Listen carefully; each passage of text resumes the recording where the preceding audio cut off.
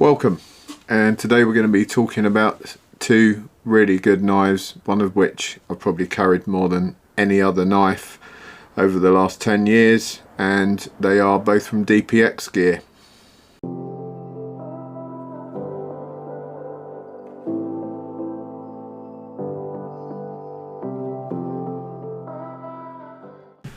We're going to be talking today about the DPX HEST F original. So that's my original folding HEST, great knife, and then its smaller brother, the urban version. So a little smaller, a few design detail changes, but just as capable. Very nice knife, very nicely made. We'll do a top down and have a look at all the specs. And this one's had a disassembly as well, but great. DPX, if you didn't know, are a American company.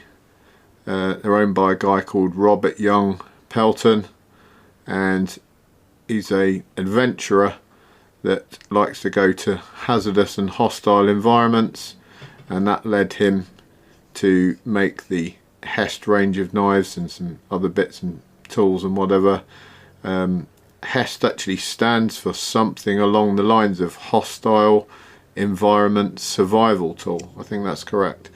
He came up with the HEST. He originally came up with the fixed blade, and then they turned into these folders because I think there's more options, especially if you go into various different countries. It's not always okay to rock around with a fixed blade hanging off your waist, but you can certainly normally get away with a folding knife somewhere.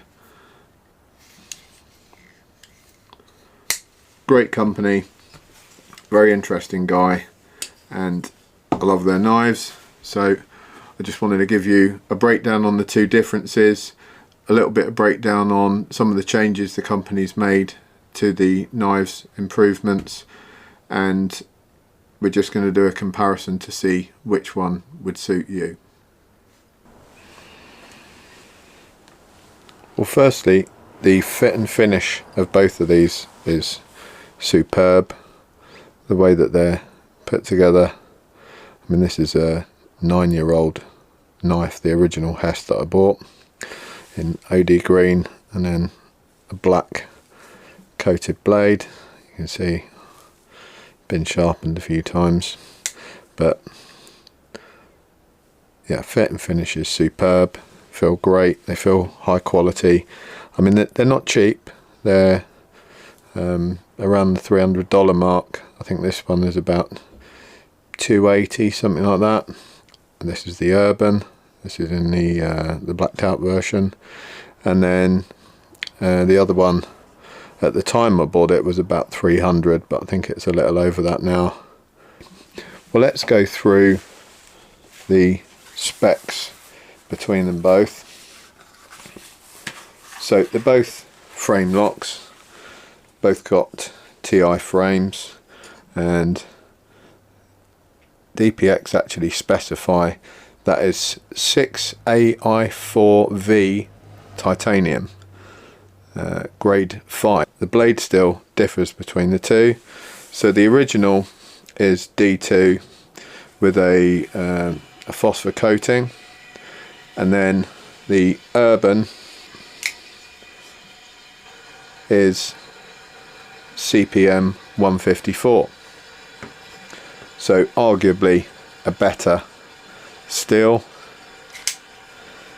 Now I quite like D2, but it can be a bit of a problem to sharpen if you haven't got a decent sharpening kit set up. I've got a work sharp which does the job just fine, but if you're trying to sharpen on a stone or something like that, or you're just not very good at sharpening, then I would imagine the CPM 154 could be an issue as well, but certainly the D2 appreciates some decent sharpening kit. Blade length, grab a ruler out here so you can get an idea in centimetres and in inches. So the original HEST was 3.10 inches, and then we've got the smaller brother coming in at 2.9. So for those of you that live in areas where there's some sort of legality regarding blade length, coming in under 3 inches might be a benefit for you, might give you more accessibility in various different countries. Interestingly, this originally came with this breaker, carbide breaker, which is holding the pocket clip on there at the back, and then the Urban just comes with this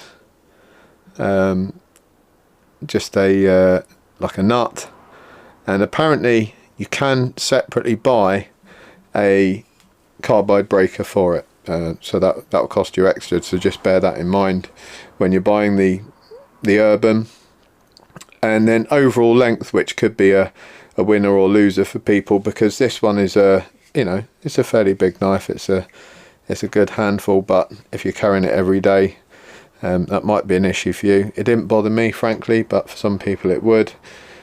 Overall length on the original, 7.63 inches open, 4.38 closed, and then I haven't got a closed overall length on this, but it's 6.7 inches open, so it's virtually an inch shorter.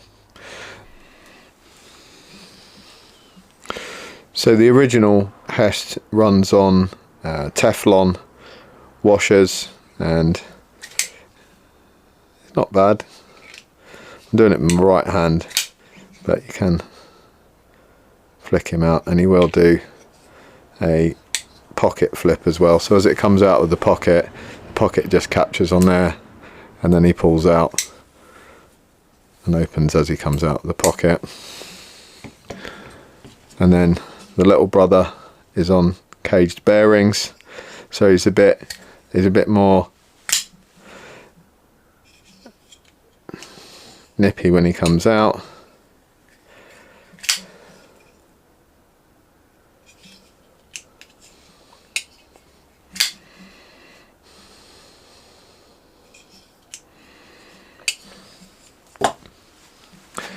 Now they both have a 1/4 inch drive piece at the back, which obviously serves as a lanyard hole, but you can also use that to be a quick socket, or use it to as like a screwdriver function.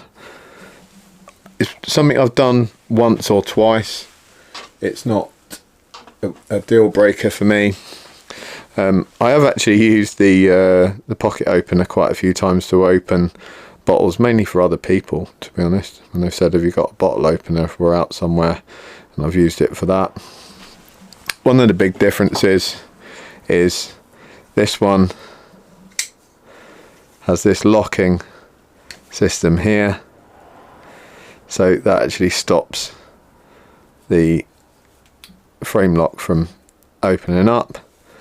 And originally there was people saying, oh yeah, it makes it like a fixed blade and stuff.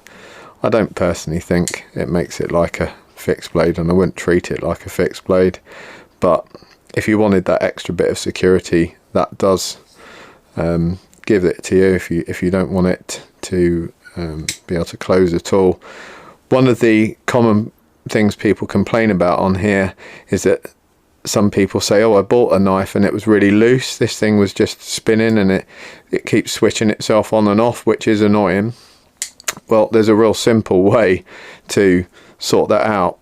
All you do is I think it's a hex in there, I can't remember which one it is, but one of the hex or an Allen head, and basically just tighten it up. If you tighten it, that thing will become stiffer, and then if you loosen it, it'll become looser. So if you want it stiff and you don't want it to put itself on all the time, just tighten him up. Right, one of the other issues I had with this, and you'll see the difference in the pictures, is that you can see here on the frame lock itself, that is just straight TI right to the end.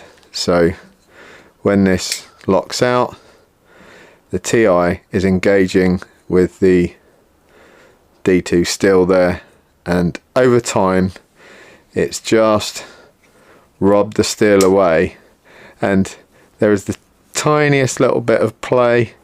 Now there was quite a bit of play at one point, so I took this thing apart and opened it up and just cleaned it all out.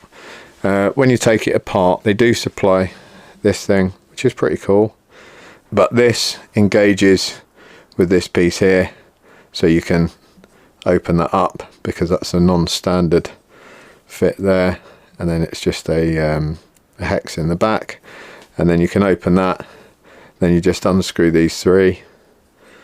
I think they're hex heads as well. They screw into these inserts in here, 3 inserts, and then take this off and you can undo it all, give it a good clean out, and then once I'd done that and put it back together, that cured pretty much all of the issue with where it was coming a bit loose, where it wasn't quite locking out. You can just about feel it there, but before you could actually hear it, it was just making a little click click click as you moved it, and that's remedied that. I just gave everything a clean down. There was quite a lot of dirt that had built up between them, so I think it was just a bit of play caused by dirt between them. Now the new versions have what the Urban has now, which you can see is a steel fitting on the end of that titanium. It's screwed into the back. I'll show you a picture on screen of the reverse side of this, and then that is engaging. So now we've got steel on steel rather than TI on steel, and that should stop any problem of one wearing the other away. So you should never really, in engineering, it's bad form to have a soft metal that engages with a harder metal, because obviously the harder metal is going to wear the soft metal away. Okay, on with the specs. So they've both got this wire stripper feature here, which is just in the top there, and I don't really use that, but it's basically, there's 3 different sizes, and what you're supposed to do is actually get some wire started with the blade. So I don't have any electrical wire here, but if we had a bit of electrical wire, you just make your way around it with the blade where you want, and then put it in there and just strip it off. These aren't like sharpened strippers, so if you just put a straight piece of wire without cutting it first and try and strip it off, nothing will happen. I've seen some people go, oh, they're rubbish, they don't work. Well, generally speaking, strippers don't work like that. You do have to make a nick where you want the cut to start. And they also serve as a bit of jimping, because there's a bit of a ramp up there, so it's just something to rest your thumb on as well. And they're not uncomfortable. They're pretty comfortable, and the same on the bigger brother. This gives your thumb a little bit more traction. They've both got thumb studs on each side, as you can see. Now there's a very obvious difference there in the thickness of the blade. So on the original HEST, we've got a blade thickness of 0.19 of an inch, and then on the Urban 0.16 of an inch. So a little bit thinner. I actually find the Urban a little bit better for like practical everyday stuff that you would do in a urban environment, so it's well named.